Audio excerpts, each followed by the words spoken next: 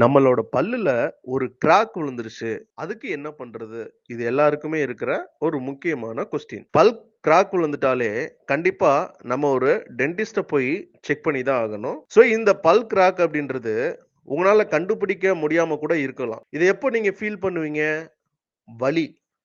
கொஞ்சமா தண்ணி குடிக்கும்போது கூட உங்களுக்கு வலி வருதுன்னா, அது மேபி பல் கிராக்கா கூட இருக்கலாம். பல்லோட கிராக்க பேஸ் பண்ணி நமக்கு நெறைய டெஸ்டிங் இருக்கு.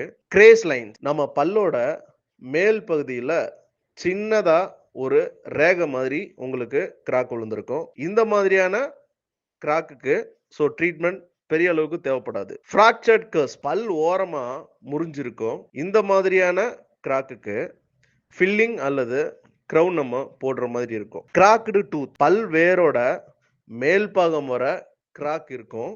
இதுக்கு கண்டிப்பா கடுமையான சிகிச்சை முறைகள் தேவை. ஸ்பிளிட் டூத் பல் வெடிச்சு 2 துண்டாவே போயிருக்கும். இந்த மாதிரியான கிராக்குக்கு எக்ஸ்ட்ராக்ஷன் சிகிச்சை முறையை நம்ம யூஸ் பண்ணி ஆகணும். வெர்டிகல் ரூட் ஃப்ராக்சர் பல் வேரே பிளவாயிருக்கும். இப்படி ஒரு கிராக் வந்துருச்சு அப்படின்னா நம்ம அந்த பல்ல ரிமூவ் பண்ணி தான் ஆகணும். பல் கிராக் ஒன்றும் சாதாரண விஷயம் கிடையாது. வலி இல்லையெனில் கூட அதை புறக்கணிக்க கூடாது. ஒரு டென்டிஸ்டின் பரிசோதனை மிகவும் அவசியம்.